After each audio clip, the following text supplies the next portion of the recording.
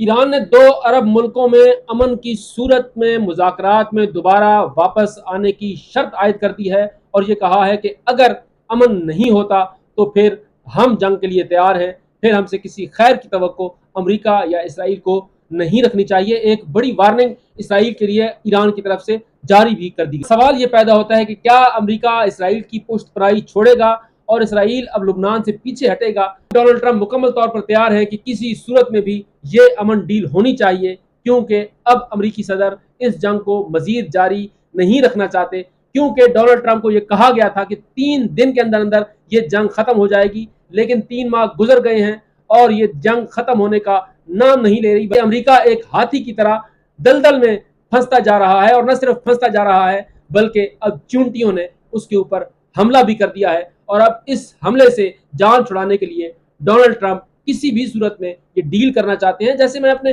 गुज़िश्ता vlog में ये कह चुका हूं कि अमेरिका और ईरान के गुज़िश्ता मुज़ाकरात जिसके ऊपर एटमी मुआहिदा हुआ था, जोहरी मुआहिदा हुआ था, उसमें 8 से 9 साल लगे थे। तो ये चंद हफ्तों में कैसे मुकम्मल हो सकते हैं, लेकिन एक प्रोसेस जरूर शुरू हो सकता है। और अब ईरान को मुकम्मल तौर पर बदएतमादी है अमेरिका पर और वाजे कर दिया गया है कि पहले 2 अरब मुल्कों में अमन होगा, पहले बैरूत में और गजा में अमन कायम किया जाएगा, उसके बाद ये बात आगे बढ़ेगी। बसूरत दीगर हम जंग के लिए तैयार हैं और कुछ नए सरप्राइज जो है वो भी देने के लिए ईरान अब तैयार बैठा हुआ है। नाज़रीन, इस्लामाबाद में भी हलचल हो रही है। बजट ताखीर का शिकार हो चुका है, 5 रोज की ताखीर हो रही है। क्या वजीर खजाना को तब्दील किया जा रहा है? क्या पाकिस्तान पीपल्स पार्टी ने तहफ़्फ़ुज़ात का इज़हार कर दिया है? क्या MQM हुकूमत से पीछे हट रही है? बहुत सी चाय मगोइयाँ अब वफाकी दारुल इस्लामाबाद में हो रही हैं। क्या IMF ने कुछ नई शराइत आयद कर दी हैं? इन तमाम चीज़ों पर आज हम गुफ्तगू करते हैं। अगर आपने अभी तक मेरा चैनल सब्सक्राइब नहीं किया तो उसे सब्सक्राइब कीजिए, राय का इजहार जरूर कीजिए। अस्सलाम वालेकुम नाज़रीन, मैं हूं इंतजार हैदरी और आप मेरा व्लॉग देख रहे हैं। नाज़रीन, मशरिक़ वस्ता की सूरत हाल मुसलसल कशीदा हो रही है, लेकिन इस कशीदगी में पस पर्दा मुज़ाकरात का सिलसिला भी जारी है। पाकिस्तान के साथ मुसलसल अब्बास इराक़ची राब्ते में है, पाकिस्तान के साथ मुसलसल मार्को रूबियो राब्ते में है, पाकिस्तान के साथ मुसलसल यूरोपीय यूनियन और मगरबी ममालिक राब्ते में है और कोशिश की जा रही है कि किसी तरह से ये अमन डील हो, क्योंकि अब नए हुर्मुज़ ने बैनुल-अक़वामी तिजारत को न सिर्फ डैमेज किया है बल्कि मईशतों को डैमेज कर रही है। वर्ल्ड बैंक से 27 ममालिक ने ये अपील की है कि उनकी माली इमदाद की जाए। जंग ने उनकी मईशत को बुरी तरह मुतासिर किया है और वो डिफॉल्ट लाइन तक पहुंच चुके हैं। तो ये सूरत हाल है।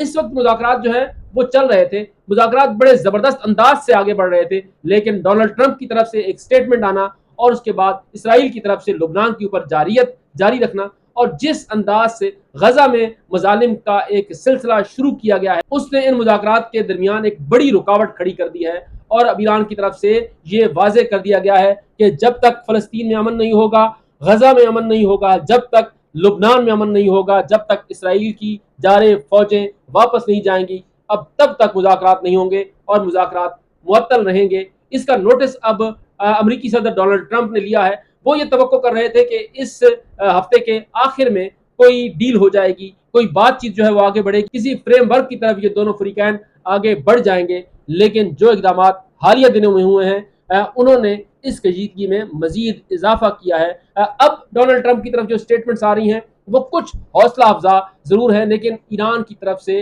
उन पर एतमाद नहीं किया जा रहा।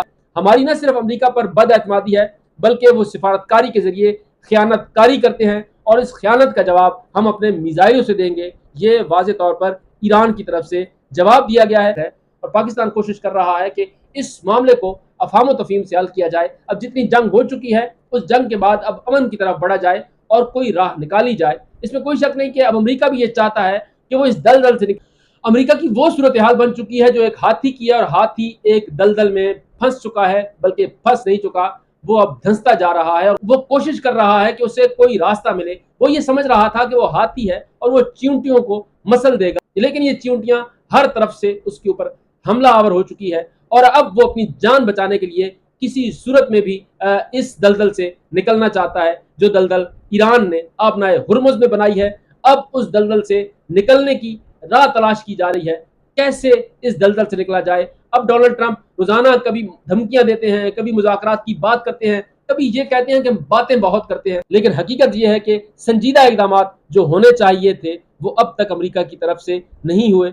इसराइल के कहने पर अमेरिका ने ये जंग शुरू की। ये कहा गया था कि ये जंग 3 दिन में खत्म हो जाएगी, लेकिन इस जंग को 3 माह से ज्यादा वक्त गुजर रहा है और ये जंग मुसलसल फैल रही है। अब तो बीबीसी जैसा बैनुल-अक़वामी इदारा भी ये कहने पर मजबूर हो गया है कि खित्ते में 20 अमेरिकी फौजी अड्डों को ताक ताक के निशाना बनाया है ईरान ने और करोड़ों डॉलर्स का नुकसान अमेरिका का हुआ है और अब अमेरिका इस जंग से पीछे हटना चाहता है। अब वो अमन की तरफ जाना चाहता है, लेकिन उसे कोई राह सुझाई नहीं देती। जैसे ही मुज़ाकरात की तरफ चीजें आगे बढ़ती हैं तो इसराइल की तरफ से ऐसा इकदाम उठा लिया जाता है या डोनाल्ड ट्रंप की तरफ से ऐसा स्टेटमेंट दे दिया जाता है कि मामला फिर 0 पॉइंट पर आ जाते हैं और एक मरतबा फिर चीजें 0 पॉइंट पर आ चुकी हैं, क्योंकि पहले डोनाल्ड ट्रंप की तरफ से यह स्टेटमेंट दिया गया कि मुज़ाकरात उस सूरत में होंगे कि पाकिस्तान और सऊदी अरब समेत जब दीगर इस्लामी ममालिक इब्राहिम अकॉर्ड को तस्लीम करेंगे, जिसके बाद पाकिस्तान की तरफ से वाज़ेह जवाब दिया गया, सऊदी अरब की तरफ से वाज़ेह और दो टोक जवाब दे दिया गया,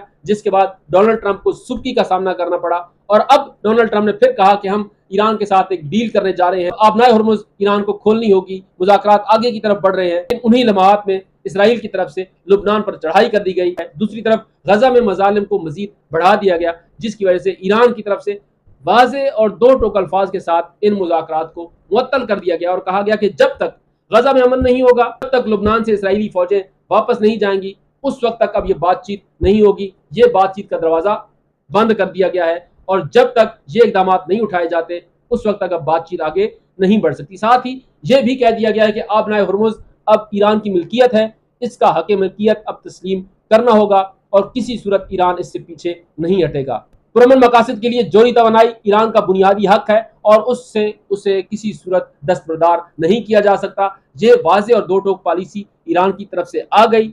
अब डोनाल्ड ट्रंप उसके बावजूद ये कह रहे हैं कि बातचीत आगे बढ़ रही है। जरूर बातचीत जो है पसे पर्दा हो रही है, लेकिन ये बातचीत फिल वक्त तात्तुल का शिकार हो चुकी है, क्योंकि ईरान ने वाज़ेह कर दिया है कि अगर आप जंग जारी रखना चाहते हैं तो उसके लिए हम तैयार हैं, कुछ नए सरप्राइज आपको मिल जाएंगे, लेकिन अगर आप ये समझते हैं कि आपकी शराइत पर अमन कायम होगा, अमन जो है वो ईरान की शराइत पर होगा, क्योंकि इस जंग के फाते आप नहीं हैं, इस जंग का फाते ईरान है। ईरान ने अजीम कुर्बानियां देकर साबित कर दिया कि किस अंदाज से उसने अपना दिफा किया। अब बैनुल-अक़वामी इदारे भी ये तस्दीक कर रहे हैं कि ईरान ने बड़े ताक ताक कर निशाने बनाए हैं, ईरान ने ज़बरदस्त अंदाज से अमेरिका को निशाना बनाया है, उसे करोड़ों डॉलर्स का नुकसान हुआ है और अगर ये जंग मजीद जारी रहती है तो मजीद नुकसान अमेरिका को बर्दाश्त करना पड़ेगा। दूसरी तरफ अमेरिका के अंदर मुजाहरे शुरू हो चुके हैं, इस जंग की शदीद तरीन अल्फाज में मुखालफत कर रहे हैं। अब अमेरिकी सदर को न सिर्फ अवाम की तरफ से बल्कि अपने पार्लियामान की तरफ से भी शदीद दबाव का सामना है और इस दबाव को देखते हुए अब ट्रंप ये कहने पर मजबूर हो रहे हैं कि अपोजिशन रोजाना की बुनियाद पर मुझ पर तनकीद कर रही है। उस गलती को अमेरिका सुधारना चाहता है, लेकिन उनका गेम प्लान मुसलसल नेतन्याहू खराब कर रहे हैं और अब अमेरिका की तरफ से उन्हें शटअप कॉल दे दी गई है। फैसला अमेरिका को करना है। पेरिस में बैनुल-अक़वामी असला नुमाइश होने जा रही है, लेकिन वहां पर इसराइल को शिरकत से मना कर दिया गया है, बल्कि पाबंदी आयद कर दी गई है और इस हवाले से बाकायदा तौर पर पेरिस की तरफ से तेल अवीव को आगाह कर दिया गया है। मुसलसल इसराइल पूरी दुनिया में तन्हाई का शिकार हो रहा है और वो बात बिल्कुल सच साबित हो रही है कि खून तलवार के ऊपर गालिब आ रहा है। ये गजा के मजलूमों का खून है जो गालिब आ रहा है, ये मीनाब स्कूल के बच्चों का खून है जो तलवार पर गालिब आ रहा है, ये बैरूत के बच्चों का खून है जो गालिब आ रहा है। दुनिया अब इसराइल की सिफाकियत को देख रही है, न सिर्फ देख रही है बल्कि अब वो उससे